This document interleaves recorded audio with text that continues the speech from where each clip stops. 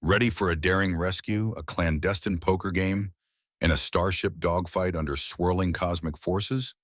You've come to the right place.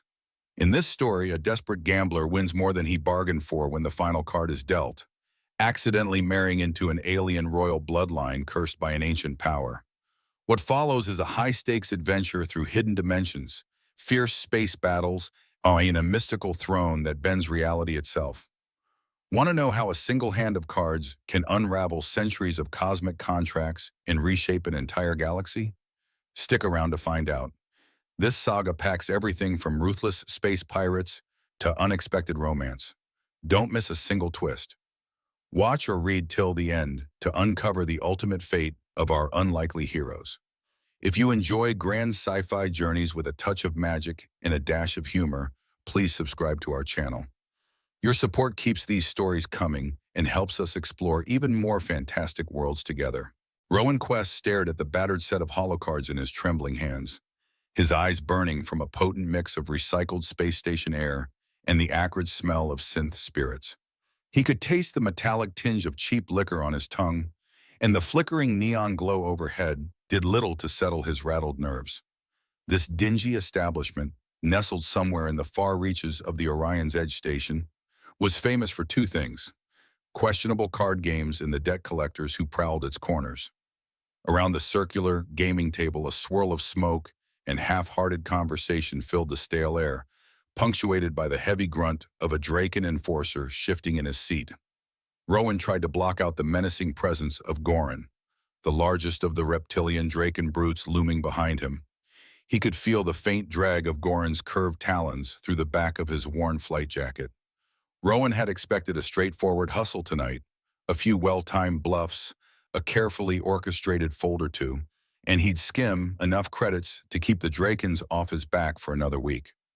Instead, he found himself at a table where the stakes rose faster than the second-rate station's airlock fees.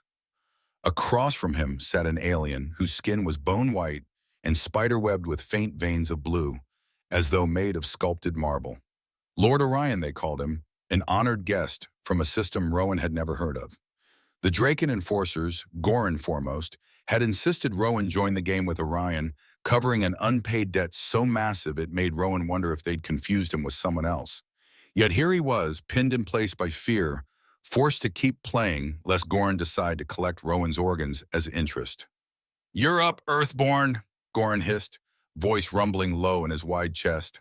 His reptilian eyes narrowed, and Rowan felt a thread of panic tighten in his stomach.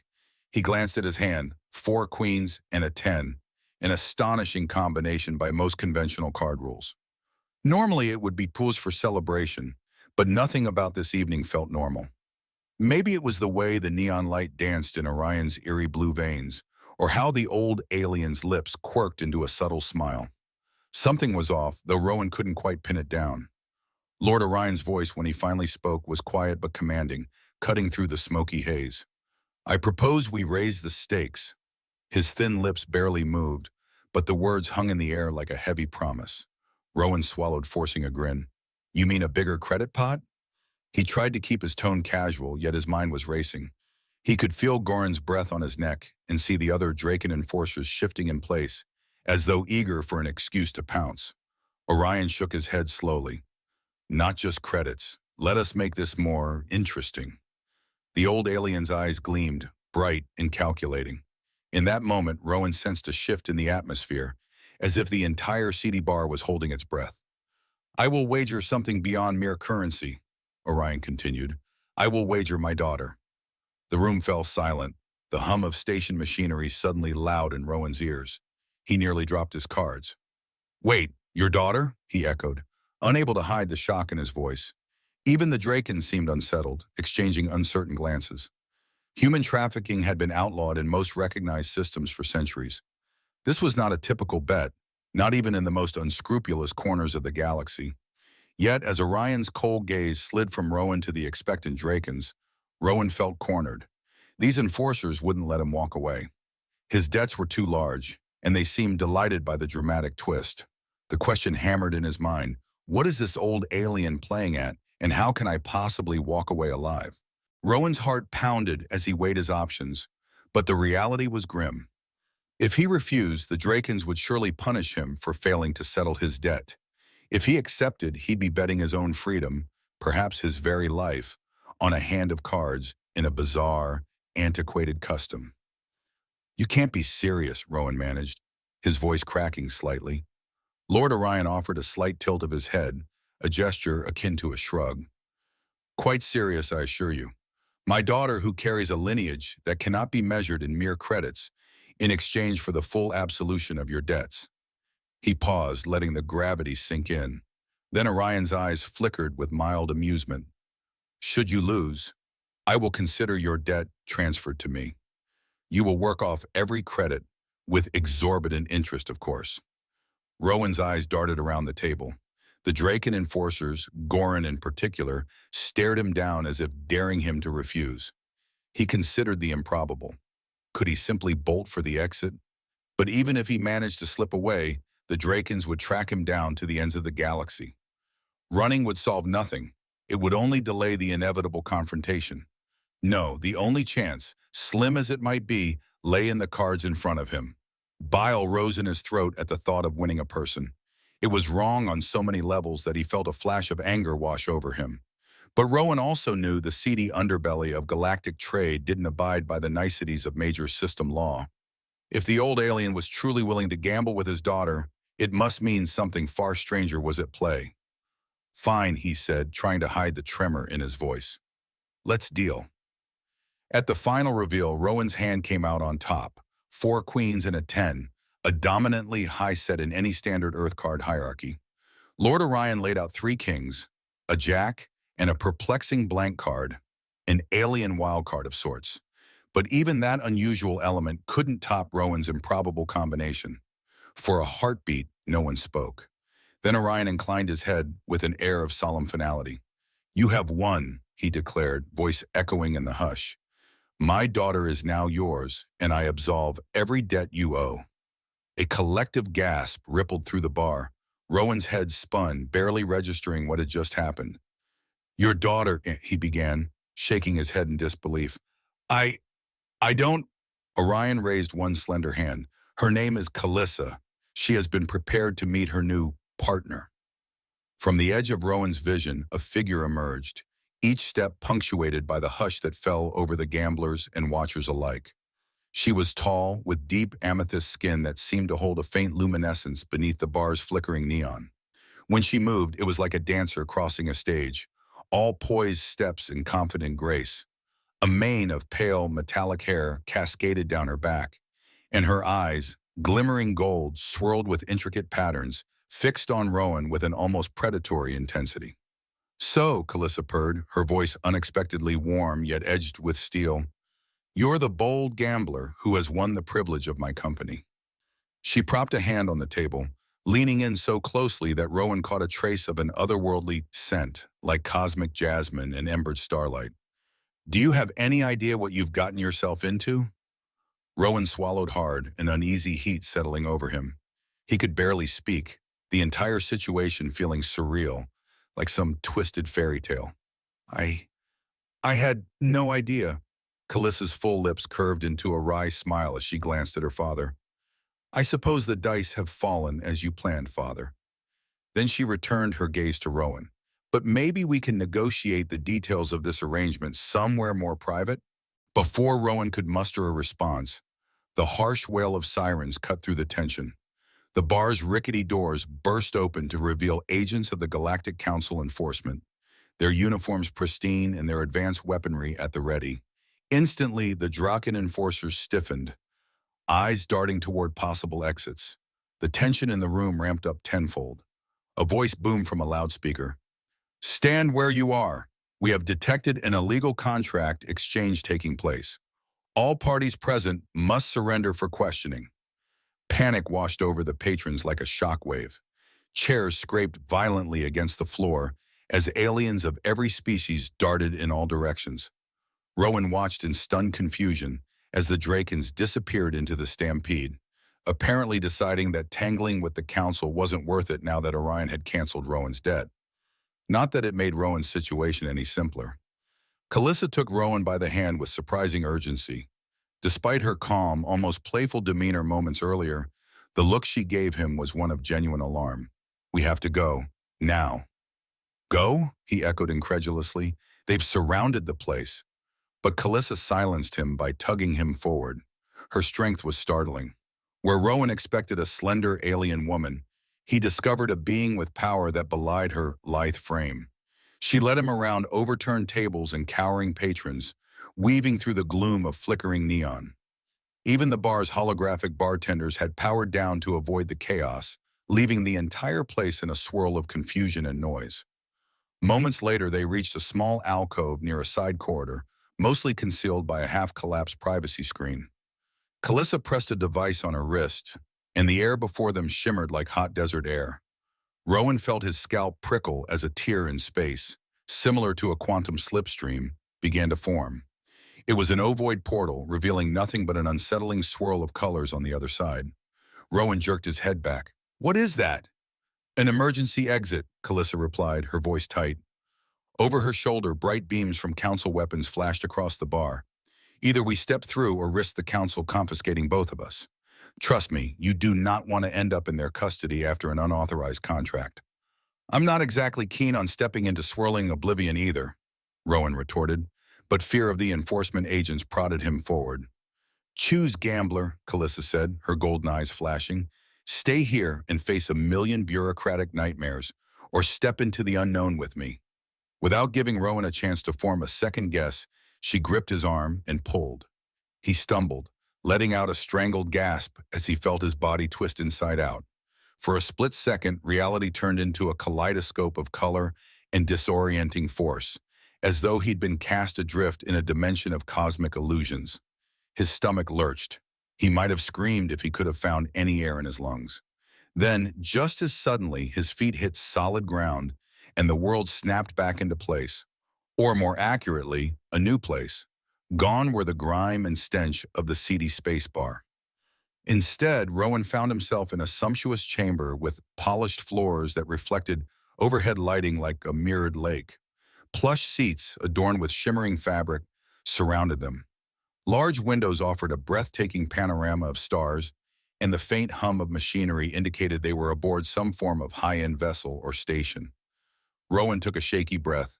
He tasted ozone and exotic perfume. Calissa stood beside him, still holding his arm, her expression unreadable. "Welcome," she murmured, "to something resembling safety, at least for the moment." Rowan's legs wobbled, and he sank into one of the plush seats.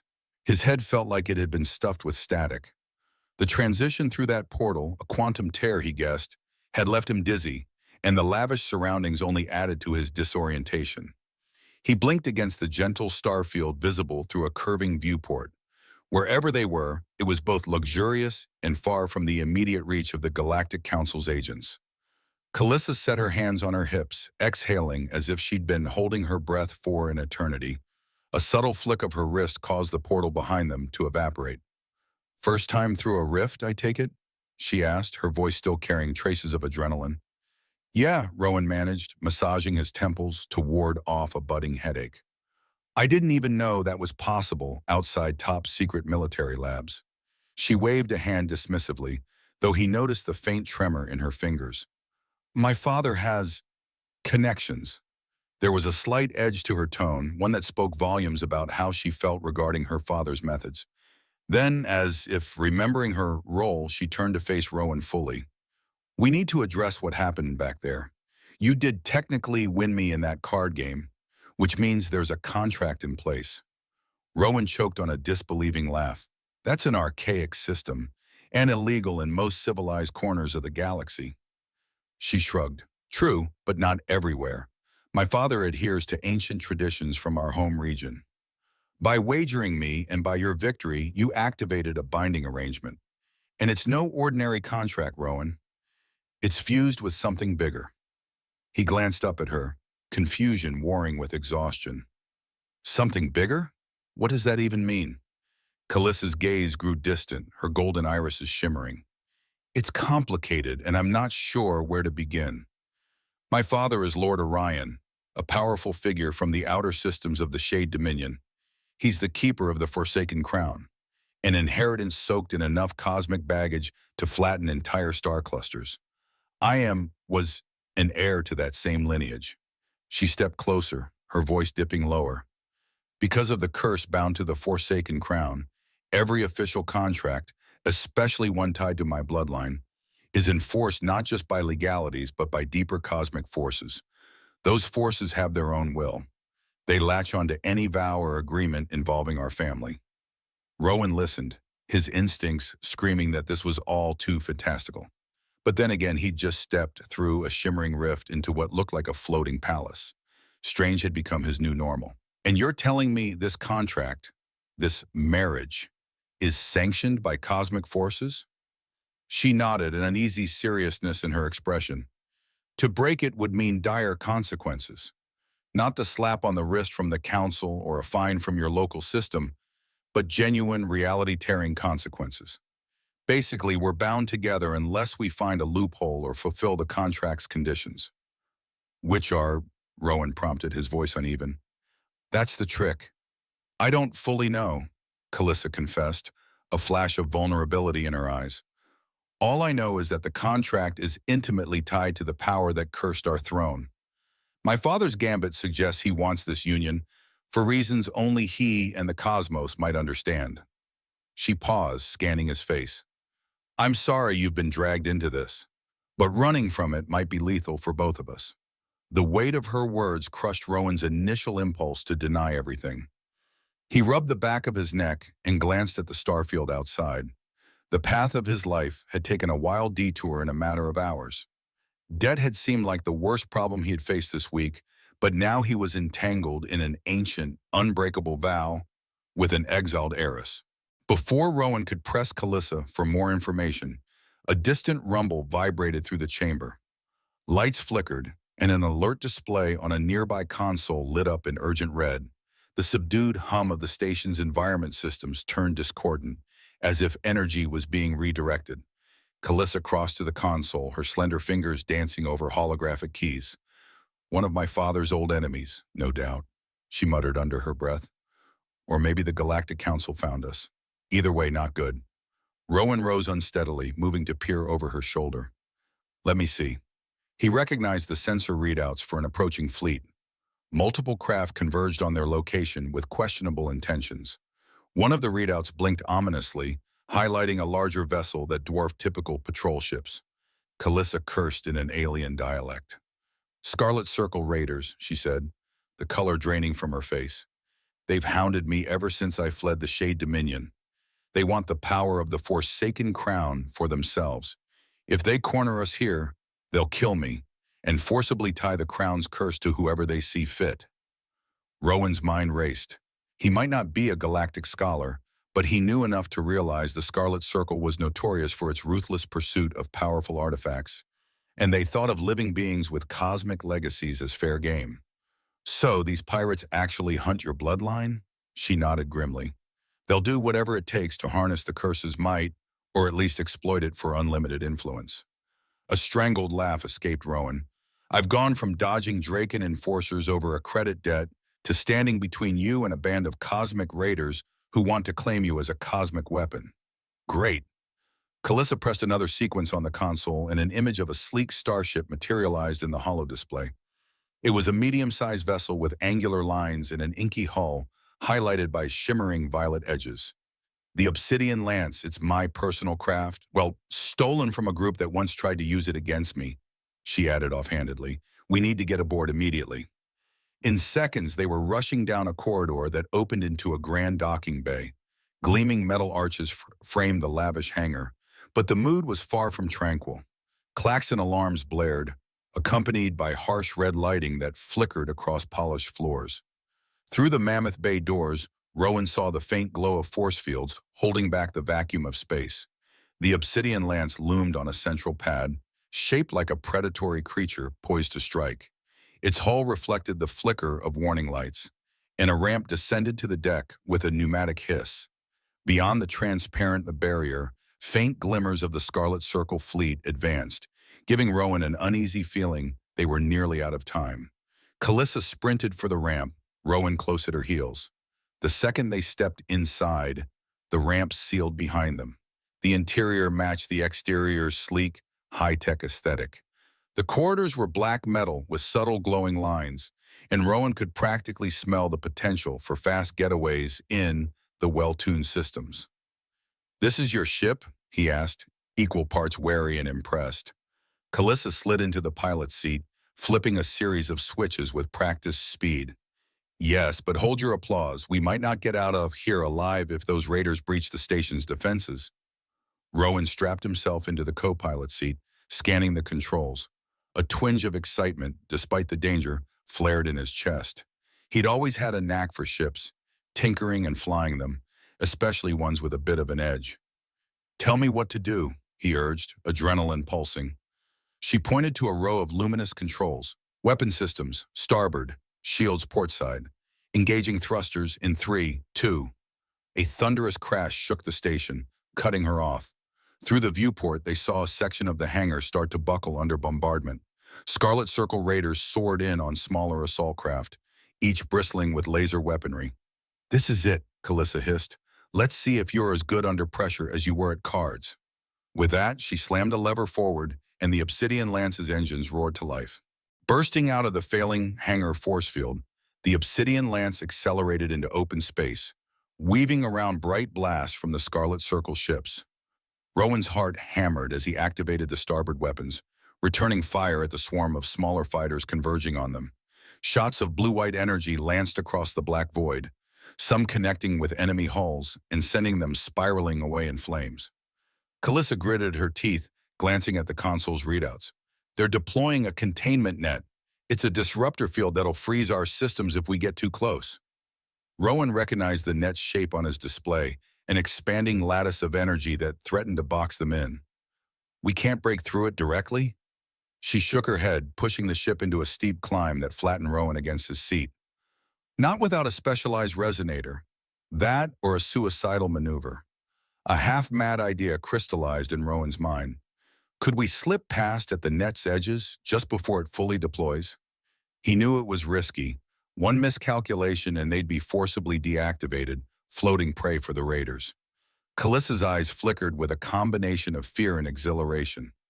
"We could try, but if we're off by even a fraction, the net clamps around us." "There's no other option, is there?"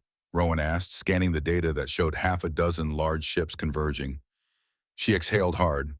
"We do it your way, gambler." Rowan's breath caught in his throat as the Obsidian Lance soared toward the shimmering perimeter of the disruptor net.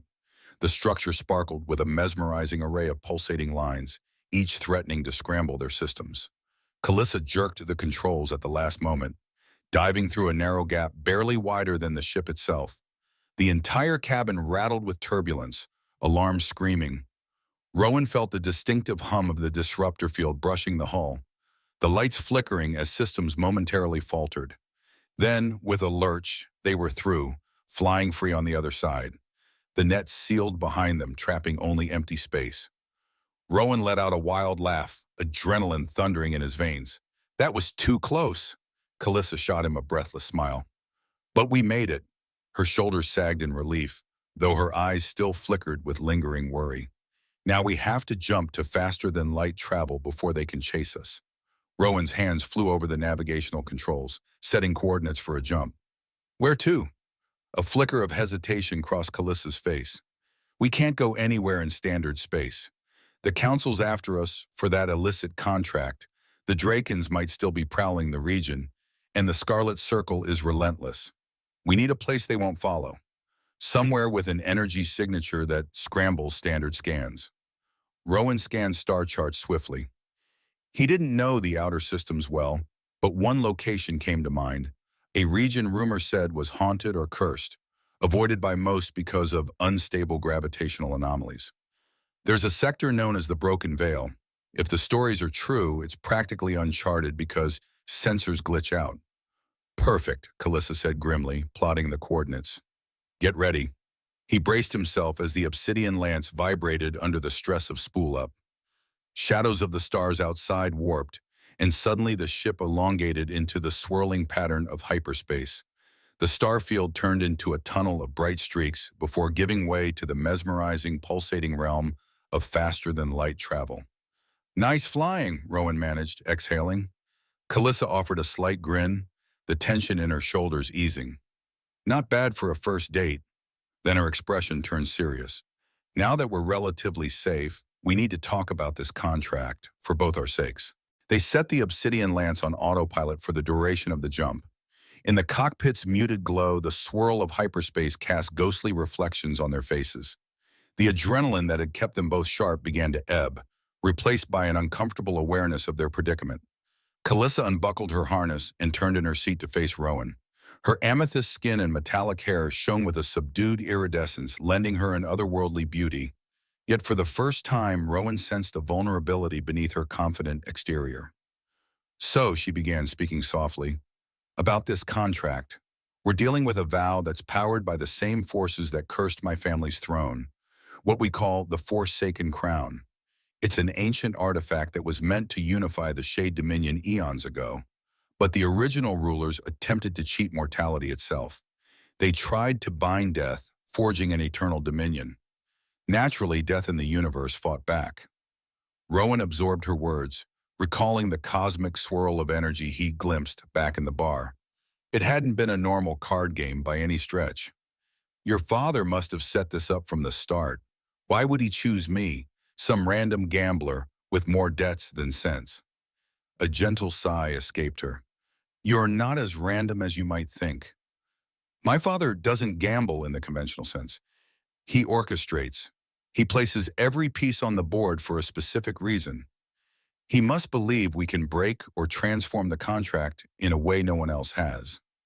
Or maybe he just enjoys messing with people's lives, Rowan said bitterly, remembering the cold, calculating gaze of Lord Orion. Possibly both, Calissa admitted. But I do think there's more to you than meets the eye. You keep a cool head under insane pressure, and you took a massive risk at that card table even before you knew the stakes. Her gold-flecked eyes bored into him with a kind of curiosity.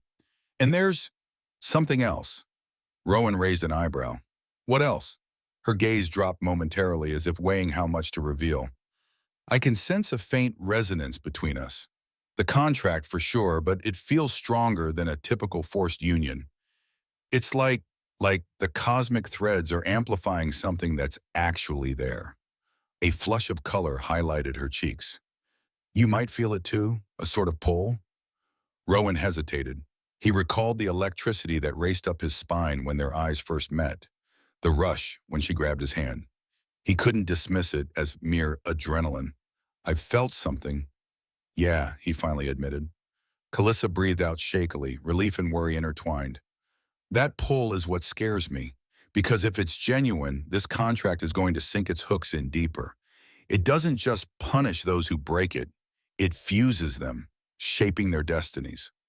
For a moment, the cockpit was silent except for the hum of the engines. The swirling hyperspace tunnel outside lent an almost dreamlike aura to their conversation, as though the entire universe had paused to listen. So we're, what, soulbound now? Rowan asked, half joking to mask his discomfort. Calissa met his gaze, a flicker of genuine fear behind her regal composure. We might be, Rowan. She reached out, her hand grazing his. A subtle charge passed between them, making his pulse jump. If this is real, then we're not just outrunning the Council or the Scarlet Circle, we're challenging the ancient cosmic order itself, and that order doesn't like being challenged. They locked eyes, the unspoken gravity of their predicament weighing heavily between them. Outside, hyperspace flashed, hinting at star systems still hidden behind the veil of faster-than-light travel. Inside, two strangers bound by a cosmic gamble began to understand that their fate might alter the balance of the entire galaxy. I guess, Rowan finally said, voice rough, we better figure it out before it figures us out. Calissa gave a small, weary smile. Couldn't have said it better myself. And so, with the obsidian lance hurtling toward the broken veil and whatever awaited them there, they shared a moment of quiet, hearts pounding in unison. Enemies were converging from every corner of the galaxy, fatherly schemes lurked in the shadows, and an unbreakable contract pulsed between them like a living entity. Yet, beneath the looming chaos, a fragile spark of connection began to take hold, one that might just reshape their destinies forever. The obsidian lance emerged from hyperspace, into a realm of swirling cosmic fragments and drifting asteroid fields, a place known in spacer folklore as the Broken Veil. Odd gravitational pulses bent the surrounding space in disorienting ways. Entire boulders of black rock spun in slow, elliptical loops, colliding softly then drifting apart again. Through the cockpit windows, Rowan marveled at the dancing lights produced by faint stellar streams. It felt like a halfway point between reality and some forgotten dreamscape. Seated at the helm, Calissa monitored the chaotic sensor readings. The display seemed to glitch and scramble, reassembling itself every few seconds. "The Broken Veil," she said, voice subdued with a hint of awe. "I read about it in my father's old archives. Quantum distortions, gravitational anomalies. This entire sector is nearly impossible to map." Rowan leaned forward to peer at the swirling tapestry outside. "At least it means the Scarlet Circle won't track us easily. Nor the Council." He paused, following the trajectory of a large asteroid that tumbled close, too large for comfort, though it might kill us in other ways. A momentary hush fell between them as Calissa guided the obsidian lance around drifting debris. Even with advanced thrusters and her practiced reflexes, the flight path was precarious. The starship juddered, buffeted by gravitational quirks that changed direction without warning. Alarms chimed intermittently, but none of the usual navigational subroutines could compensate for the sector's shifting forces. Rowan took over secondary thruster controls, anticipating her needs. Whenever Calissa maneuvered the ship to avoid a collision, he balanced out the thrust, ensuring they didn't spin uncontrollably. Their teamwork felt surprisingly smooth, one picking up the slack for the other instinctively. Despite the tension, a fleeting sense of harmony settled between them, as though the precarious dance through the broken veil mirrored the strange contract binding their fates. Soon they came upon a relative clearing, a wide expanse with fewer asteroids and minimal cosmic turbulence. Exhausted, Calissa slowed the engines, letting the ship drift. Outside the window, a hazy nebula glowed a soft lilac, its tendrils coiling around a half-shattered moon. "We can catch our breath here," she murmured, shoulders slumping. "I need to run diagnostics and see if the lance took any damage from that net." Rowan nodded, feeling the aftermath of their frantic escape. His mind churned with unanswered questions, especially about the contract. Yet the surreal calm of the broken veil offered a momentary reprieve from the swirling chaos of their reality. "While you do that, maybe we can talk more about what happens next," he said carefully. Calissa gave a weary smile. "I'd like that." She turned to the control panel, activating scan protocols and setting the ship into a station-keeping pattern that compensated for the gravitational wildness outside. The flickering instruments stabilized, albeit barely, and a gentle hum replaced the earlier cacophony of alarms. Rowan hovered behind her, noticing the subtle tension in her posture. She didn't say it, but he could guess her thoughts mirrored his. Their escape had been a bandage on a much larger wound. They weren't free yet. They were caught in a cosmic game with rules they barely understood, and the stakes were bigger than either one of them alone. As if summoned by unspoken worries, a peculiar distortion flickered across the obsidian lance's main console. At first, Rowan thought it was another anomaly, but the distortion coalesced into the ghostly outline of three tall, robed figures. They radiated a soft glow, their features impossible to pin down, like looking at a reflection on rippling water. Calissa gasped, leaping to her feet. "No, they're here? Now?" she whispered, disbelief mingling with dread. Rowan scrambled for the sidearm holstered under the console, though he wasn't sure how much good a conventional weapon would do against whatever these apparitions were. "Who are they?" The tallest of the spectral forms spoke, its voice resonating directly in Rowan's skull. "We are the keepers of the old contract." The other two nodded, moving in a synchronized, almost trance-like fashion. "Heir of Orion, you have fled from the right." A chill ran through Rowan. Something about their presence was deeply unsettling, as though they carried the weight of forgotten eons. He glanced at Calissa, whose face had gone pale. "They're tied to the Forsaken Crown," she managed in a hushed tone. "Spirits bound by the original curse. They show up wherever the crown's chosen heir tries to break or subvert the ancient vows." He swallowed, stepping closer to her. We're not subverting anything. We're just trying to figure out what's going on. One of the other spectral beings glided forward, its translucent robes trailing behind like mist. The rite must be fulfilled under the triple moons, as decreed by the founders. You have entered into a binding union. Its focus shifted to Rowan, though its face remained a blur of flickering energy. You too, Earthborn, carry the brand of destiny. Before Rowan could argue, the third figure chimed in. The triple moons align in 3 cycles. Present yourselves at the wemple of the astral path, or face the dissolution of your mortal forms. Kalissa's hands balled into fists. That's the same threat they've used on every heir in my bloodline. The same cosmic blackmail to keep the curse alive. She glared at the apparitions. You can't force us to continue your twisted legacy. All 3 figures raised their hands in unison, and the temperature in the cockpit seemed to drop. The rite is older than your defiance. The rite transcends your mortal will. Resist, and both of you shall be torn asunder by the very contract you invoked. Rowan felt a creeping sensation tug at his chest, as if invisible fingers were trying to pull his spirit right out of his body. Kalissa's strangled cry told him she felt the same. An eerie purple glow started to form around them, threads of light weaving between their hearts like a cosmic spider's web. Okay, stop, Rowan shouted, clenching his jaw to suppress the rising panic. We won't. We'll go. We'll do your damn right. He had no idea what that entailed, but the immediate goal was to keep them both alive. The spectral beings lowered their arms, and the tug on Rowan's chest eased. The temple resides on the tri-lunar world known as Valis, they intoned in perfect unison. Fail to arrive by the appointed time, and the contract shall unravel, consuming you both. In a burst of crackling energy, the robed figures vanished, leaving only a few sparks dancing across the ship's console. The tension in the cockpit remained thick, and Kalissa sank into her seat, trembling. I knew this might happen, but not so soon. Rowan pressed a hand to his sternum, heart hammering. We go to Valis, or we die. Seems like a real straightforward choice.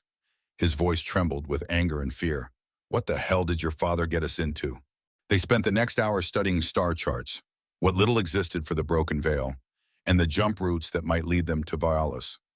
Kalissa pored over encrypted data on her personal datapad, gleaning bits of forgotten lore about the Temple of the Astral Path. The planet Valos, it seemed, was a mostly barren world with 3 perfectly synchronized moons that only aligned under certain cosmic conditions. In ancient times, it had been used for powerful rituals, both to celebrate cosmic events and to seal binding vows. This is insane, Rowan muttered as he read over her shoulder. The encryption scrolled by, revealing ominous tidbits, references to bloodlines, soul bonds, and the original vow to cheat death. He rubbed his face, exhaustion weighing on him. We just barely escaped the Scarlet Circle, and now we have to waltz into another potential death trap? Kalissa's gaze flicked to him, sympathy softening her usual confidence. I don't like it any more than you do, but they've left us no real alternative. If we ignore them, we'll be ripped apart by the contract. I've seen it happen to lesser heirs who tried to run. The cosmos itself seems bent on enforcing the old ways. A heavy silence settled. Rowan recalled the subtle jolt of terror he'd felt when those spectral hands pulled at his essence. He had no desire to push that boundary further. All right, he sighed, then we go. But we don't have to do whatever they want once we're there. We can figure out a way to break the curse or subvert it. A ghost of a smile tugged at Kalissa's lips. That's the gambler's spirit, isn't it? Always looking for the trick that wins the day. Without it, Rowan said dryly, I'd have been dead from Draken Enforcers years ago.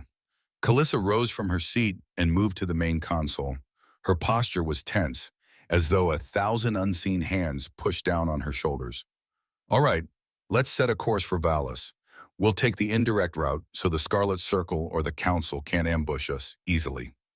As she plotted the jump sequence, Rowan's gaze lingered on her. She was many things, determined, regal, vulnerable beneath her outer edge, and bound to him by cosmic happenstance. Despite the fear and anger twisting inside him, he couldn't deny an unexpected undercurrent of excitement. It was as if some part of him recognized this journey as more than a forced collaboration. Coordinates locked, Calissa murmured. We'll navigate through the safer pockets of the broken veil, then jump to a neighboring system near Valis. We should arrive in time, assuming we don't crash into an anomaly first. Rowan slid into the co-pilot seat and strapped in. I'll watch the sensors. Let's try not to die before we even get there. Her eyes met his, and for a second, the corner of her mouth lifted in a genuine smile. Deal. I can handle cosmic curses, but I won't survive your sense of humor. He chuckled, shaking his head. The engines roared as they prepared for another precarious flight. With the broken veil's gravitational chaos twisting space like taffy, they launched into motion. Two reluctant allies in an ancient cosmic drama, set on a collision course with an even greater destiny. Their flight through the broken veil was fraught with near misses. Twice, unpredictable gravity wells tugged the obsidian lance off course, forcing Calissa into abrupt maneuvers. At one point, swirling ionized gases latched onto the hull, causing the engines to sputter until Rowan rerouted power from weapons to life support, allowing the lance's shielding to repel the corrosive cloud. Yet with each crisis, they found themselves working in tandem more naturally, as though guided by some unspoken synergy. Calissa's instructions came quickly and decisively, while Rowan's improvisations fit seamlessly into her broader piloting strategy. In quieter moments, he noticed that even their breathing seemed to align, heartbeats settling into an oddly shared rhythm. Finally, they broke free of the veil's swirling boundaries, re-emerging into clearer space. Calissa let out a shaky exhale, and Rowan slumped back in his seat. Outside, stars shone undistorted, and a nebulous glow signaled the presence of a stable cosmic region. It was like surfacing from a stormy sea into a calm, moonlit bay. Next stop, the Valis system, Calissa said, releasing the tension in her shoulders. I'll program a short hyperspace jump. Once we arrive, we'll have to find the Temple of the Astral Path quickly. The clock is ticking on those triple moon alignments. Rowan wasn't eager to dwell on the deadline the spectral beings had laid out. He ran a systems check, verifying hull integrity, engine readiness, and the last bits of data gleaned from their flight. The Lance seems operational for now, though the weapons grid is running at partial capacity thanks to that power transfer. He flipped a few switches, contemplating the possibility of a fight. Think we'll need firepower on Valis? Calissa's golden-flecked eyes hardened slightly. If anyone else is trying to exploit the right, like the Scarlet Circle or some cultic faction, we might need more than that. The temple is rumored to have defenses of its own. They exchanged a grim look. The galaxy's interest in the cursed power of the Forsaken Crown was formidable.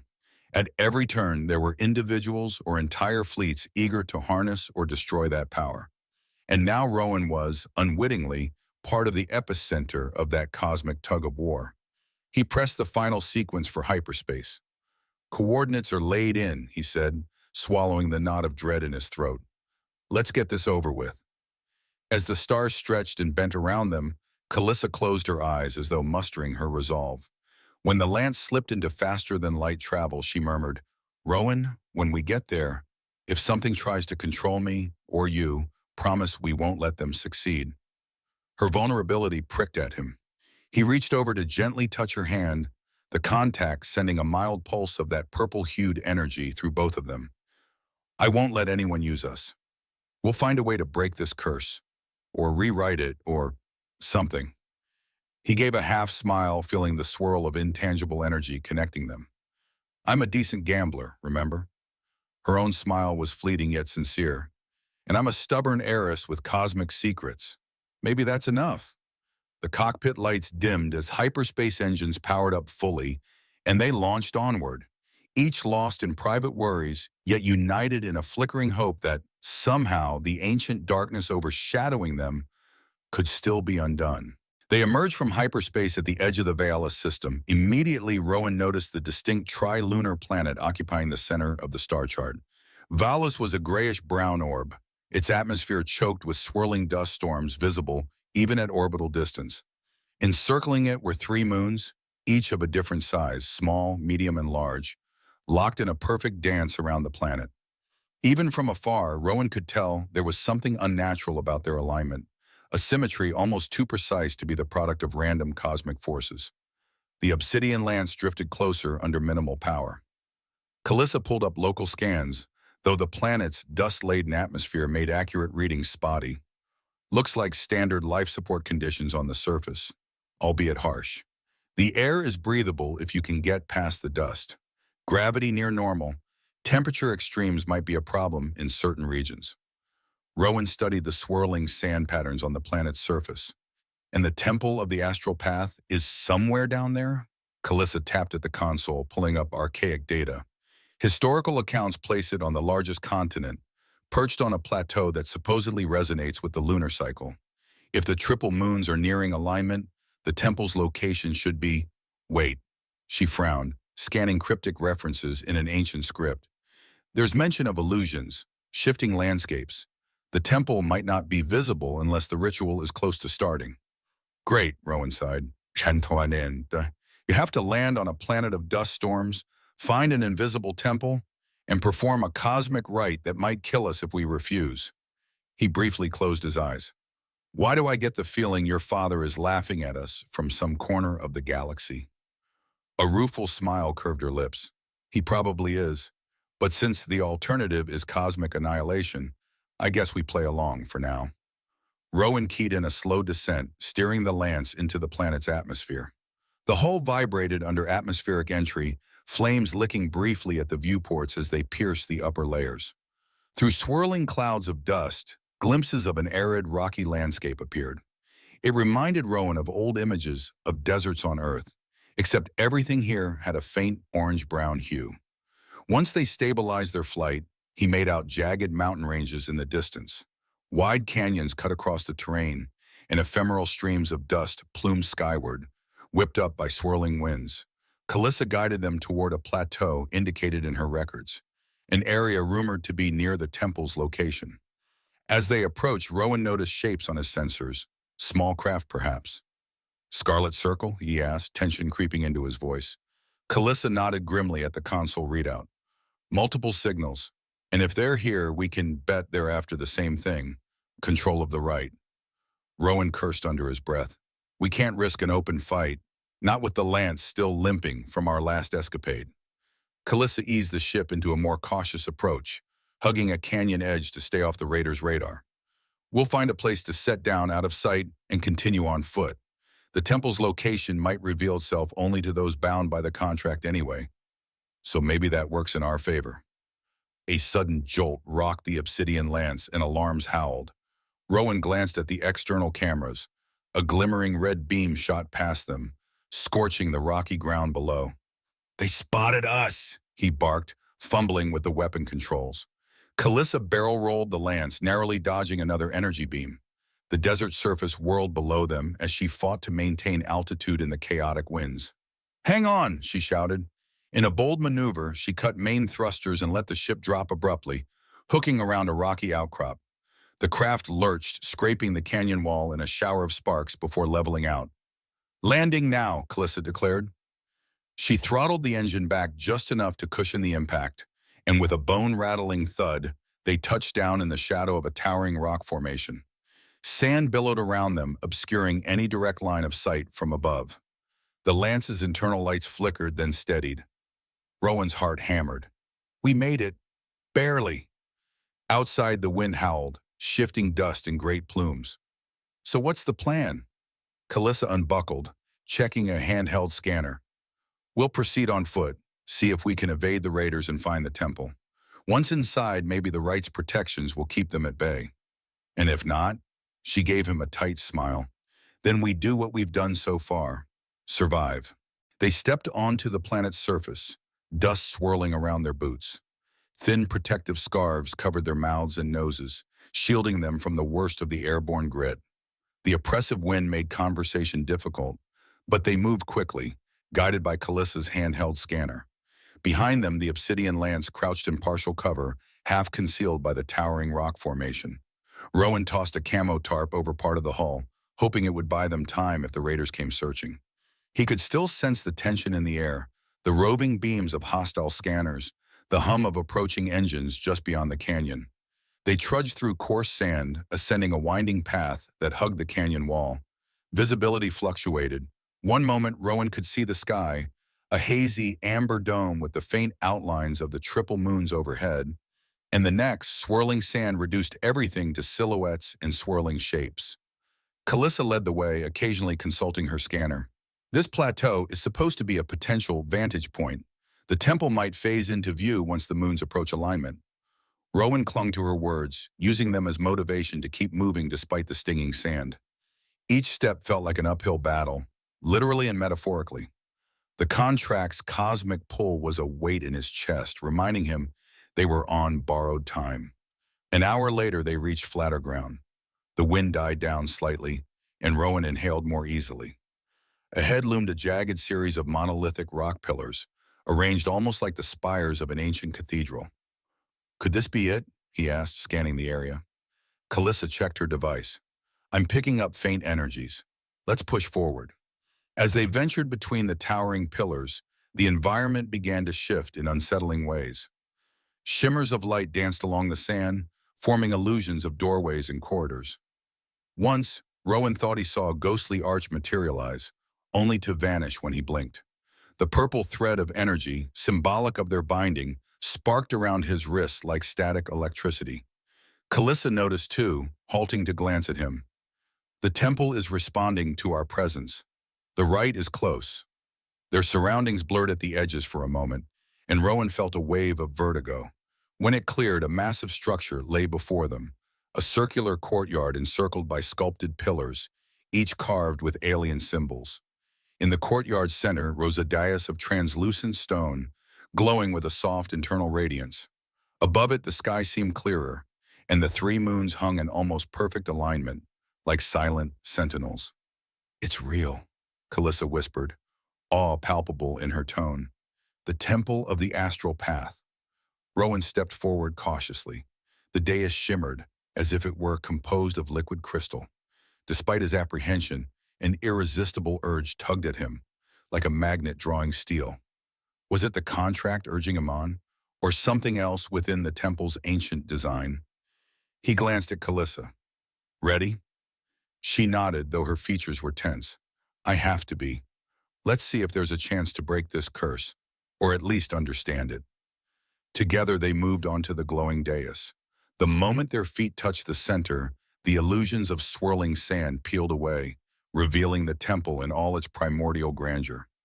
A hum reverberated beneath their soles, and the purple threads connecting them ignited with renewed brilliance. Whatever trials awaited them inside, the rite had begun.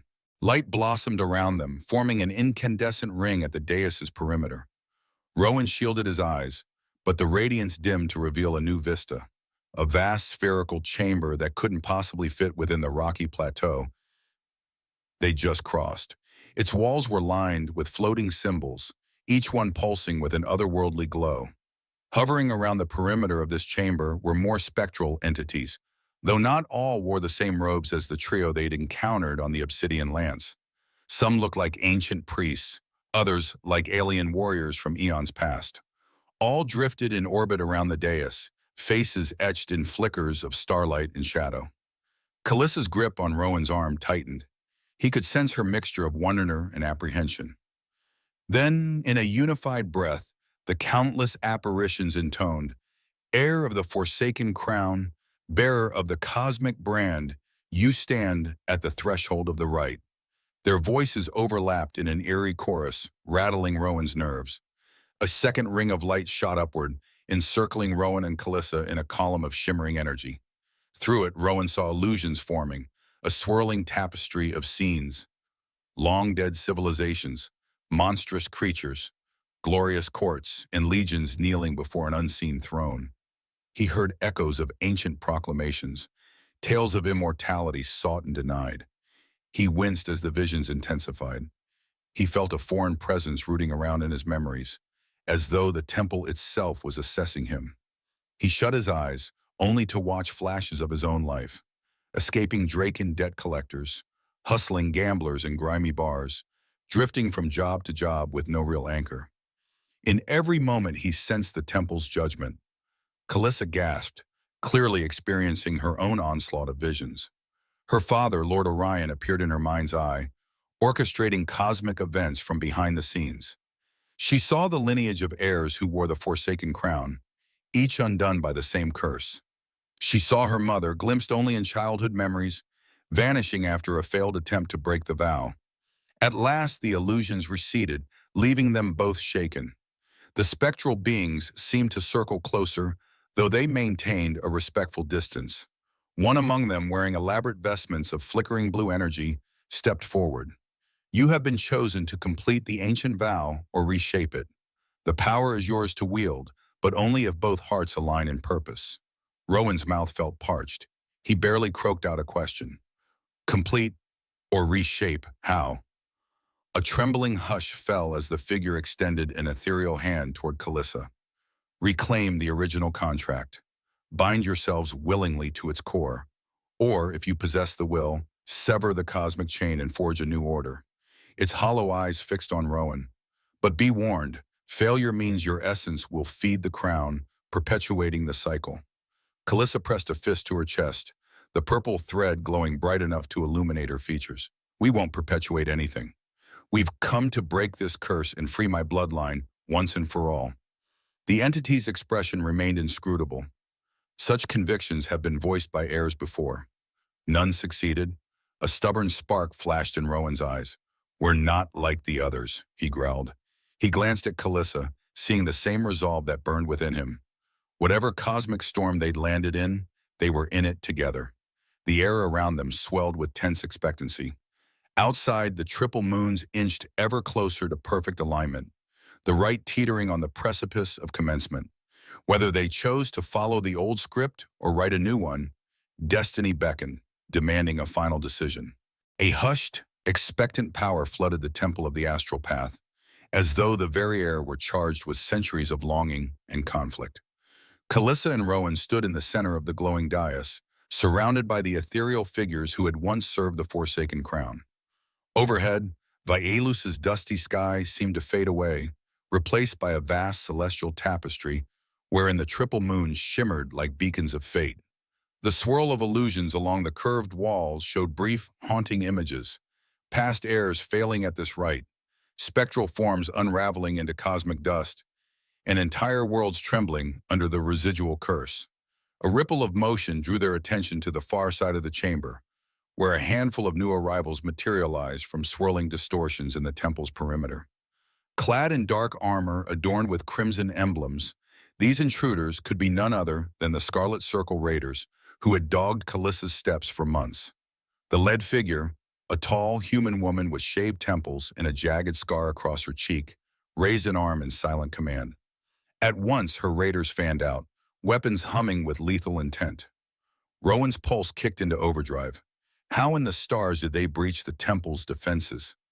Then he remembered the illusions and distortions that govern this place. If the raiders possessed stolen artifacts or technology attuned to the crown's power, they might have forced an entry. Calissa locked eyes with Rowan, her fury and alarm mirroring his own.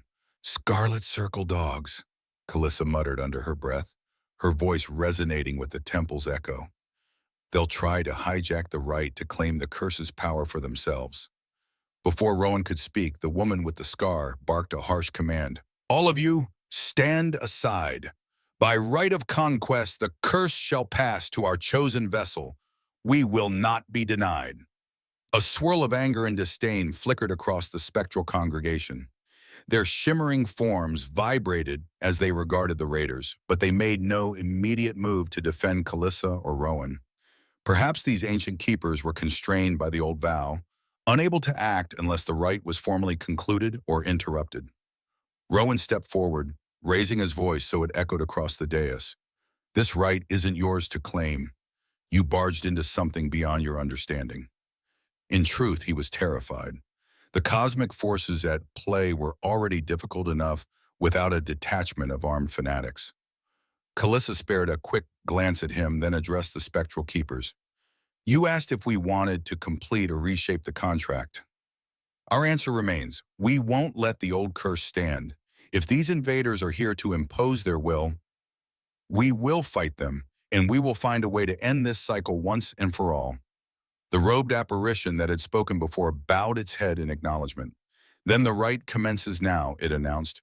voice reverberating through every atom of the temple. Power flows to those who claim it with unwavering resolve, guided by the bond you share. At that proclamation, a radiant column of violet-white energy lanced down from the ceiling, slamming into the dais at Rowan and Calissa's feet. The impact sent an electric jolt through their bodies, and the luminous thread binding them flared up, spiderwebbing outward like living lightning. The temple walls pulsed in response, their shifting illusions coalescing into a single monumental scene. The original forging of the Forsaken Crown, when mortal rulers had attempted to subjugate death and time. The unearthly glow intensified, momentarily blotting out the rest of the world. When Rowan's vision cleared, he found himself and Calissa standing in what appeared to be a circular arena formed of pure crystallized energy. An intangible boundary encircled them, beyond which he could glimpse the disoriented shapes of the Scarlet Circle Raiders, unable or unwilling to enter the halo of light. The spectral keepers hovered at the perimeter, their expressions, to the extent their amorphous faces could be read, a mixture of anticipation and caution.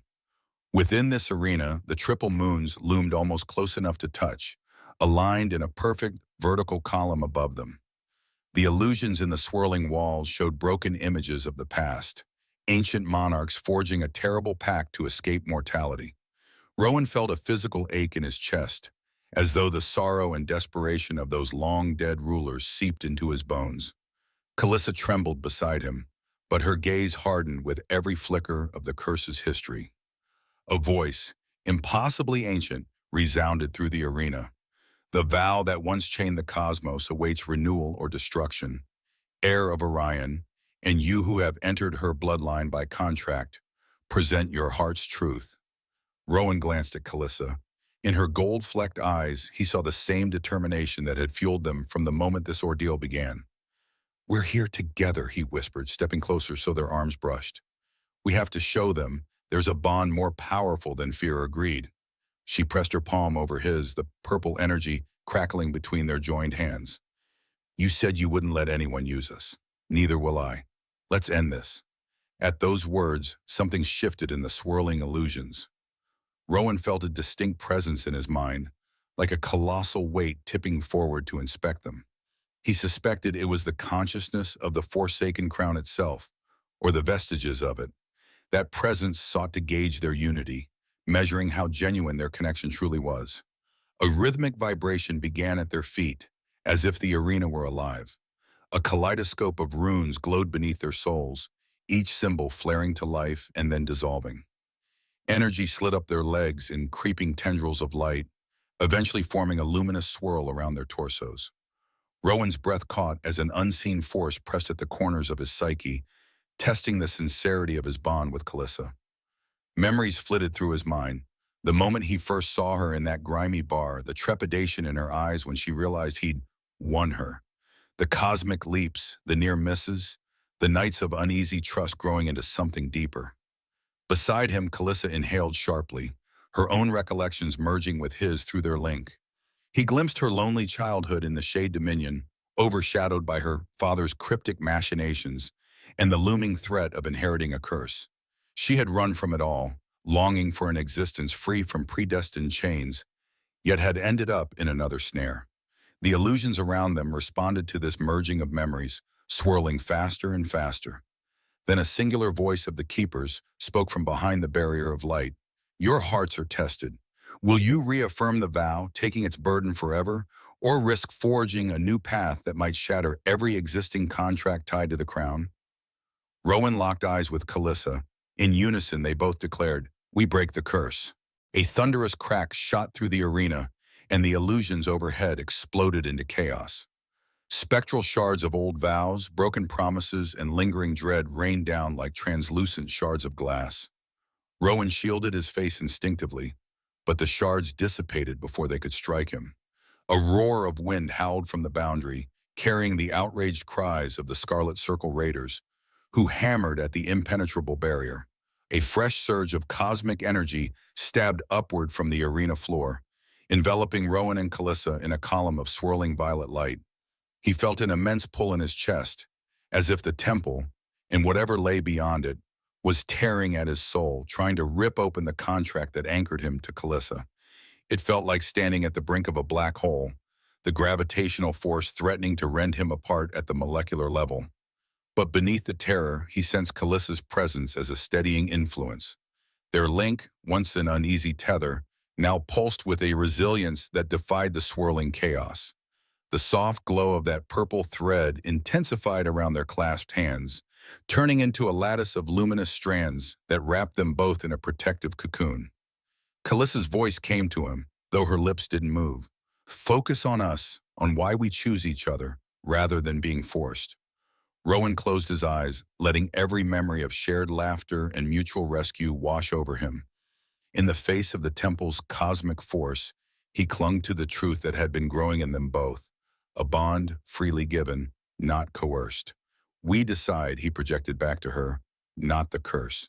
Suddenly, the swirling illusions coalesced into a single stark image, the Forsaken Crown itself. Floating before them, the crown was a twisted circlet of black and silver metal, set with shimmering stones. Each gem pulsed in time with the cosmic heartbeat that shook the arena. Rowan felt revulsion at the thing, as if it were a relic of every mistake mortal beings had made trying to evade nature's laws. A final wave of pressure slammed down on them. The cosmic presence behind the crown tried to brand their spirits with its ancient vow. Rowan's knees buckled, and Calissa nearly collapsed as well. Yet they remained upright, hands still joined. Their purple latticework of energy flared around the crown, encircling it. The keepers intoned in rattling voices, accept the crown and maintain its contract, or destroy it and let the system unravel. Choose, heirs of Orion and the gambler who shares her fate. Rowan's mind flashed with everything they stood to lose if they took on the old vow. They would become the new keepers, perpetuating a cycle that had destroyed countless lives. But if they destroyed it improperly, entire star systems linked to the original pacts could tumble into legal and cosmic disarray, unleashing chaos far beyond what they could control. He squeezed Calissa's hand. Together, he murmured. She nodded. Raising her free hand toward the crown, she let the swirling violet energy weave around it, forming not a chain, but something more akin to an embrace. Rowan sensed her intention as though it was his own. They would rewrite the contract.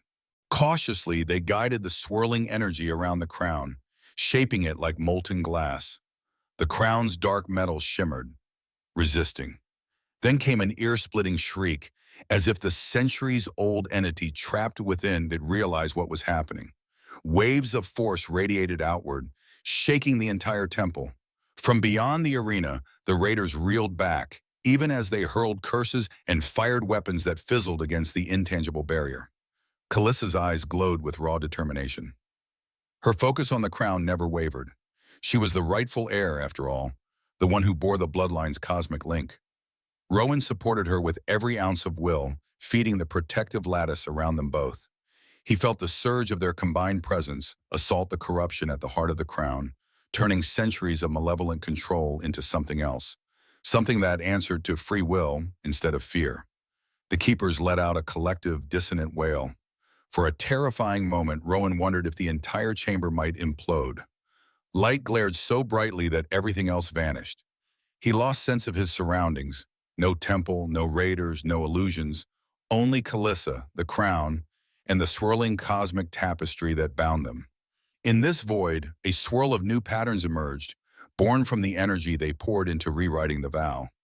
Rowan pictured alliances forged in trust rather than coercion, contracts made with open eyes and hearts, not under duress. Beside him, Calissa extended her arms, letting that vision ripple outward. A deep note, resonant as the core of a star, rumbled through the emptiness. The presence behind the Forsaken Crown cracked like ancient shell, splintering into luminous shards that melted into the swirling energies. Piece by piece, the malignant intent at the crown's core disintegrated, replaced by a more harmonious pulse. Instead of a harsh chain, Rowan now sensed a fluid bond, like a vow two people might share willingly, strong enough to stand against any corruption. When the glare receded, the arena reappeared. The triple moons remained overhead, locked in perfect alignment, but their light now felt celebratory rather than ominous.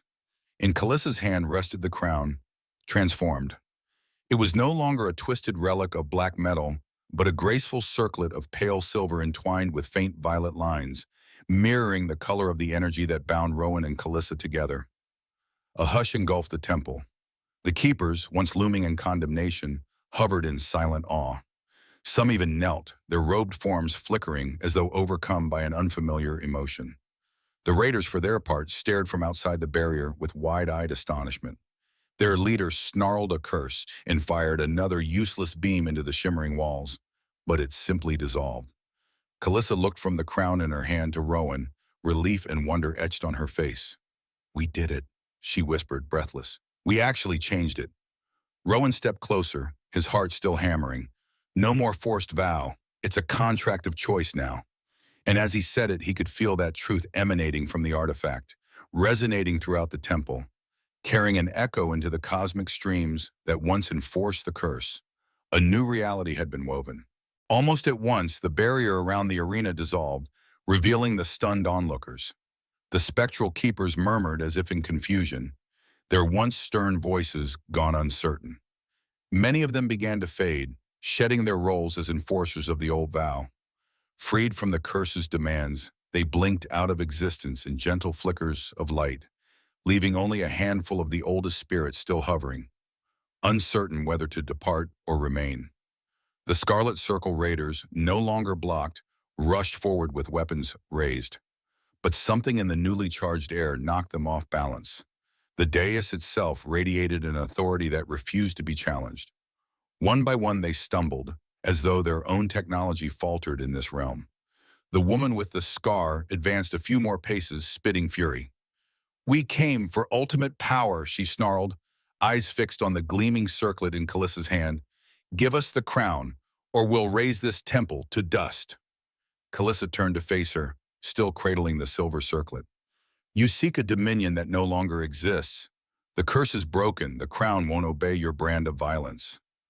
Her voice carried a resonance that Rowan had never heard before, like a queen speaking the final verdict over an unrepentant foe. The scarred woman aimed her blaster, but it sputtered. The swirling energies that filled the temple seemed to neutralize her aggression, or at least weaken her weapon. A half-dozen raiders behind her watched in disbelief. Their entire plan, predicated on seizing the old contract's power, was collapsing around them. Rowan stepped forward, standing shoulder to shoulder with Calissa. "It's over," he said firmly. "No more cursed deals, no more cosmic tyranny." He wasn't entirely sure how they would handle these raiders if they refused to leave, but he sensed that the temple itself might intervene. Sheer rage flashed in the scarred woman's eyes. She tried once more to fire, but the muzzle of her blaster only spat static. Several of her underlings were already backing away, realizing that their advantage was gone. Enraged, she hurled the useless weapon to the ground. "Mark my words," she hissed. "The galaxy won't accept your new order without bloodshed. We'll find another path to power." Calissa locked eyes with her. "You're free to try, but you'll find the cosmic laws changed. The crown's curse no longer supports your greed." Seething, the scarred woman gestured for her cohorts to retreat. They marched out of the dais area, casting furious glances over their shoulders. Rowan watched them vanish into the swirling illusions that still clung to the temple's periphery. He guessed they'd return to their ships and flee, unless the planet's treacherous storms claimed them first. A quiet settled over the temple. The last vestiges of the illusions melted, revealing only the stone dais, the carved pillars, and the sky overhead with its aligning moons. The spectral keepers that had not yet departed drifted closer, forming a semicircle. One of them, seemingly a high priest if the elaborate robes meant anything, inclined its head. "You have done what no heir before could. The rite is fulfilled, but on new terms. May your bond guide the cosmos toward a more benevolent future." As Rowan and Calissa stood beneath the triple moons, a gentle luminescence enfolded them. It wasn't the violent surge of cosmic wrath they had felt before, but a warm glow of promise. With a final shiver, the rite concluded, the last chains of the old vow dissolving into starlight. They left Vaalos after scouring the temple for any lingering artifacts or traps the raiders might exploit. When the obsidian lance finally rose through the swirling dust of the planet's atmosphere, Rowan and Calissa felt a profound sense of both liberation and responsibility. The crown, transformed into a symbol of freely chosen contracts, rested in a protective case aboard the Lance. Its presence was no longer a threat, but a beacon of sorts, a newly minted cornerstone for a different approach to cosmic pacts. News of the temple's events spread with astonishing speed. Within days, star charts echoed with rumors that the Forsaken Crown's curse had been neutralized, replaced by a reimagined vow. Pirate lords, governors, and religious sects either panicked or rejoiced, depending on how much they'd relied on the old system's hidden levers. The Galactic Council scrambled to revise entire volumes of interstellar legislation, suddenly forced to acknowledge that certain unbreakable cosmic contracts no longer held. Amid this upheaval, Rowan and Calissa discovered an unexpected calling. Before, they had been fugitives, she the exiled heir of a doomed bloodline, he a gambler desperate to escape debt collectors. Now they were sought out by those hoping to negotiate or adapt to the new system. Diplomats from the fringe systems offered them alliances in exchange for clarifying how contracts would function without the cosmic enforcement that once lurked behind every vow. Calissa, still uneasy about stepping into any throne-like role, found she had a knack for explaining the new cosmic order to worried leaders. She and Rowan worked together, traveling to hotspots where old obligations threatened to spark violence. Their presence seemed to calm disputes, as if the newly resonant energy in the crown recognized them and reinforced a spirit of balanced agreement. Of course, not everyone welcomed this shift. The Scarlet Circle wasn't the only faction hungry for control. Religious zealots, convinced they could resurrect the curse for their own ends, mounted campaigns to seize relics tied to the crown's old power. Rogue enforcers from defunct systems tried to impose fees on unsuspecting colonies, claiming the old contracts still applied. Each time, Rowan and Calissa intervened, using a combination of cunning, the Lance's firepower, and the cosmic authority that now pulsed through their bond. Despite the swirling chaos, they found joy in the bond that had once terrified them both. Freed from the oppressive chain of the curse, the purple thread that connected them shifted into a gentle, ever-present warmth, like a vow chosen rather than inflicted. In quiet moments aboard the Lance, they joked about a contract of companionship, each day forging deeper trust. Life settled into a new normal, albeit a busy one. They soared across star systems, arbitrating everything from trade disputes to diplomatic alliances. Along the way, they salvaged ancient documents that had once cemented unfair cosmic clauses, rewriting them into fair pacts. Their renown grew, and so did the legend, the gambler and the cursed heiress, who had turned a rigged game into the greatest cosmic con of all, and emerged as the new guardians of free will.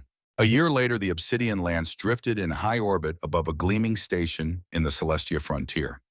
The station, a neutral hub for interstellar diplomacy, was abuzz with talk of the newly established open contract era. Rowan, leaning against the railing of the Lance's observation deck, watched inbound ships arrive in flurries, each seeking some form of guidance in the changed galaxy. Calissa stood beside him, studying a holopad brimming with messages from council members and frontier ambassadors, all vying for her attention. He glanced sideways at her, a fond smile tugging at his lips. "We could retire, disappear to some quiet corner of the galaxy, let the new system work itself out." He said it only half-jokingly. He knew they were far from done. She gave him a playful nudge. "Tempting, but we've come too far to let unscrupulous factions twist the new rules for their benefit. We still have a lot of unwinding to do with the old bureaucracy." With a theatrical groan, Rowan straightened. "All right, let's see the next crisis." He tapped the holopad. A new alert beeped for priority attention. Disturbance in the Thraxar sector, old enforcement squads refusing to acknowledge the updated contract system. Calissa smirked. "Shall we do what we do best, show up and rewrite the rules?" "Absolutely." He brushed a kiss on her forehead. The purple thread between them flickered contentedly, more a symbol than a shackle, recognized by the cosmic energies as an unbreakable vow chosen by two determined souls. Within the hour, the Lance streaked away from the diplomacy station, bound for Thraxar. With each jump through hyperspace, Rowan found it surreal to recall where they'd started. A back-alley card game turned chaotic, culminating in cosmic entanglement. Now they were effectively the galaxy's roving troubleshooters, ensuring that contracts, be they trade agreements, alliances, or even personal vows, remain free from forced corruption.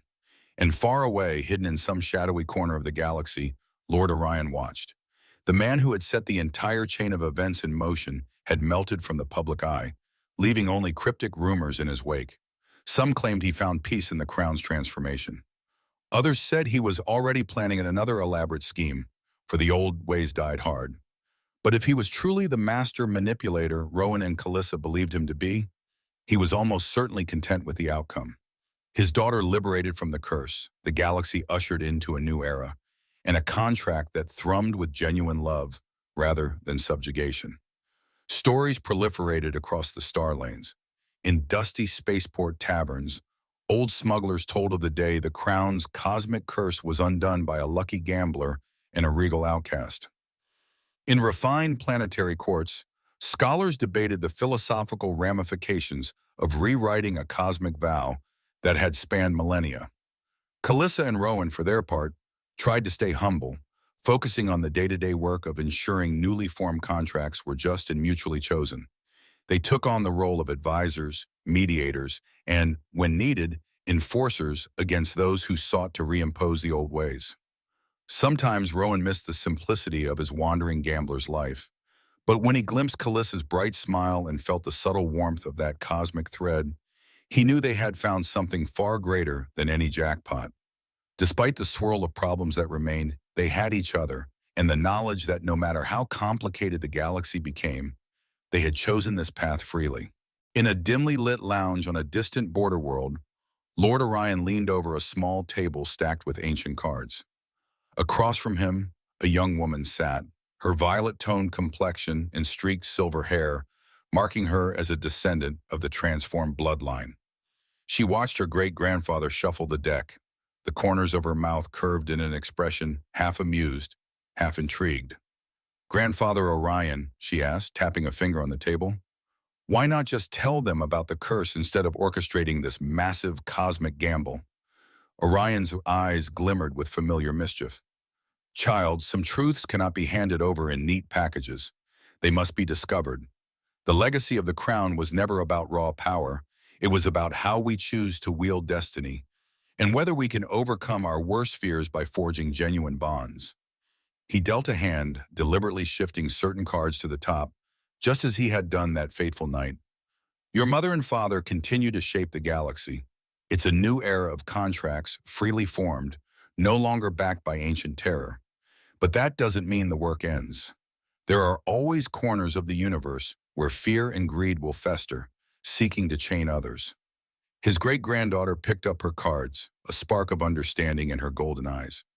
"So you believe we should still play these games, leading people to find truths for themselves?" He chuckled, laying down a trio of face cards with a flourish. "Absolutely, because in the right hands, a well-placed wager can change everything. People rarely value what's simply given. They value what they win, or choose, on their own terms." Outside the lounge's dusty windows, the triple moons of some remote world cast pale light upon their table. Inside, Lord Orion's quiet grin spoke volumes. Somewhere out in the vast cosmos, Rowan and Calissa soared among the stars, upholding the new vow they'd created, an unforced contract built on trust. And here, in this unremarkable corner of the galaxy, another tale was already beginning, a new deck waiting to be dealt. For all the complexities of cosmic curses and ancient thrones, one truth had emerged unassailable. The strongest agreements are not forced by fear, but chosen by hearts bound in freedom. And with each shuffle of the deck, each whispered story in a backwater tavern, that truth spread a little farther, carried by those who believed that love and choice could remake the very fabric of the universe. From a personal vantage, this story stands as a testament to the power of choice. How even in the most desperate situations, genuine connections can transcend ancient curses. We followed Rowan's evolution from a struggling gambler to a reluctant champion, and Calissa's journey from exiled princess to a beacon of liberated contracts. Together, they proved that courage and mutual trust can rewrite cosmic destiny. As they soar across star systems to uphold the reformed order, There's a sense that hope outweighs greed, and that every world they touch grows more open to the idea of fair, voluntary agreements. After all, it's not just about breaking an old curse, but forging a future where cooperation triumphs over coercion. Thank you for joining us on this galactic adventure. Feel free to comment below with your thoughts, theories, and favorite moments. Let's discuss the implications of such a sweeping cosmic change and celebrate stories that remind us of what unity can achieve.